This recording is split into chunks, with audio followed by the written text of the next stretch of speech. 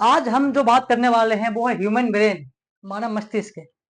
ठीक है, बहुत इंपॉर्टेंट है ना। बहुत इंपॉर्टेंट टॉपिक है, क्योंकि ब्रेन के बारे में जानना बहुत ही जरूरी होता है। ठीक है ना। अगर मैं बात करूं वजन की, कि मेल और फीमेल में वजन कितना होता है, तो मेल का बात करते हैं तो मेल में कितना होता है, 1350 ग्राम से लेकर 1400 ग्राम तक होता है। ठीक है ना। लेकिन बात करते हैं फीमेल में, कितना होगा, 1180 ग्राम से लेकर 1250 ग्राम तक। मतलब कि महिलाओं के प्रति पुरुषों में अधिक दिमाग होता है। समझ में आया। इसीलिए कहते हैं कि महिलाओं का जो ब्रेन होता है वो कहाँ होता है, घुटनों में होता है। तो कुछ ग्राम जो वजन कहाँ होते हैं, घुटनों में ही रहते हैं उनके। ह्यूमन ब्रेन को तीन भागों में बांट रखा है। देखो क्या क्या है। अग्र मस्तिष्क, मध्य मस्तिष्क और पश्च मस्तिष्क, है ना। अग्र, मध्य और पश्च। अग्र, मध्य और पश्च। ठीक है ना। इंग्लिश में बात करते हैं फोर ब्रेन, मिड ब्रेन और हिंड ब्रेन। ठीक है। अब देखो, पहला जो पॉइंट है वो आपका अग्र मस्तिष्क है। कौन सा अग्र मस्तिष्क बोलते हैं हम, फोर ब्रेन बोलते हैं। तो यह दिमाग का सबसे बड़ा और समझदार हिस्सा है। सबसे बड़ा भी और समझदार भी है। बहुत काम करती है ये। इसके देखो क्या क्या प्रकार होते हैं, क्या क्या तीनों भागों में बटा हुआ है। तो पहला है प्रमस्तिष्क, जिसको हम बोलते हैं सेरिब्रम। क्या बोलते हैं, सेरिब्रम बोलते हैं। तो सेरिब्रम पूरे मस्तिष्क का लगभग 80 से 85% हिस्सा प्रमस्तिष्क ही होता है। मतलब कि आपका जो ब्रेन का जो सबसे अधिक हिस्सा जो घेर रखा है वो क्या है, प्रमस्तिष्क ही है। कौन सा, प्रमस्तिष्क ही है। कार्य क्या है इसका, तो स्मृति, ज्ञान, बुद्धिमान, चिंतन, इच्छा शक्ति को नियंत्रित करना है। मतलब कि अगर आप एग्जाम में क्वेश्चन को देखते ही उस आंसर लिखने की कोशिश करते हो या आंसर लिखते हो, उसके बारे में जो सोचते हो, ये जो पढ़े हो आपने कि आज किसका आंसर ये था, तो जो उसके प्रति जो अप्लाई करते हो ना, वो काम यही करता है। ठीक है।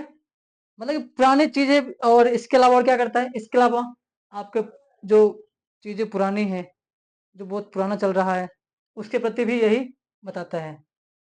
चिंतन का भी यही करता है कि अगर किसी प्रति आप किसी चीज में डूबे हो, ये चिंतन में हो, ये दुख में हो, है ना, या किसी चीज को याद करके रो रहे हो, वो यही करता है। ठीक है।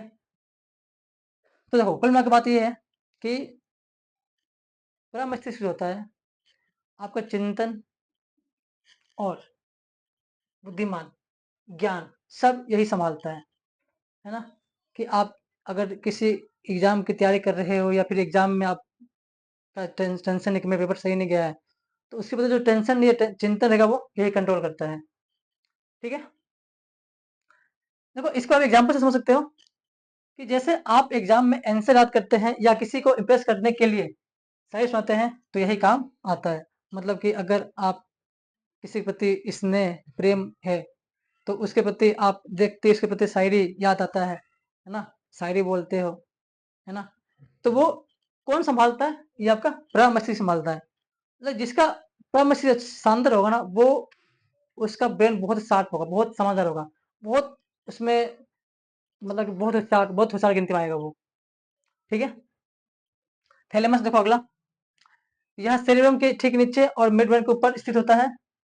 यह ठंड, गर्मी, दर्द को बताता है, अर्थात यह बाहरी वातावरण का ज्ञान करता है ना। अगर आप किसी चीज को छूते हो, कोई चीज गर्म है, उसे छू लिया, तो जो भी इससे जो ज्ञान, जो आपके स्पर्श करने में जो भी आपको फील हुआ है, वो काम यही करता है। कौन करता है, ये तो बाहरी वातावरण, जो भी सर्दी गर्मी ठंडा लगना, ये सब जो कंट्रोल का काम यही करता है। जैसे देखो एग्जाम्पल देख लो, अगर आपको कोई चींटी काट ले या आप ठंडे बर्फ को छुए, तो इसका सबसे पहला एहसास थैलेमस ही कराता है ना। आप कहीं चल रहे हो, अचानक कोई सामने से, या फिर चल रहे हो, या फिर नीचे कोई चींटी है या कोई सांप है, कोई बिच्छू काट ले आपको, तो जो भी महसूस होता है कि अरे कुछ काट लिया है, तो वो जो जो ऐसा दिलाएगा, वो आपका थैलेमस से होता है। हाइपोथैलेमस, देखो थैलेमस का काम बाहरी वातावरण काम ज्ञान दिलाना है, लेकिन हाइपोथैलेमस का काम है आंतरिक, अंदर का।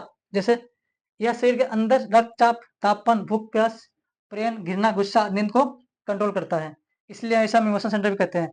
मतलब कि अगर अंदर से जो भी आपको बुखार ऐसा लग रहा है, वो यही एहसास दिलाता है। या आप किसी प्रति प्रेम स्नेह में पड़े हो, है, तो वो यही करता है। तो किसी की याद में, प्रेम में, पढ़ना सब इसी का काम है? नींद आना, नींद नहीं लेना, सब ये कंट्रोल करता है। देखो आपको ये पता होना चाहिए कि थैलेमस और हाइपोथैलेमस में क्या अंतर है। तो एक एग्जांपल से मैंने आपको बता रखा है कि अगर कोई आपको थप्पड़ मारे तो थैलेमस बताएगा कि गाल पर चोट लगी है, ये आपका है थैलेमस का काम है।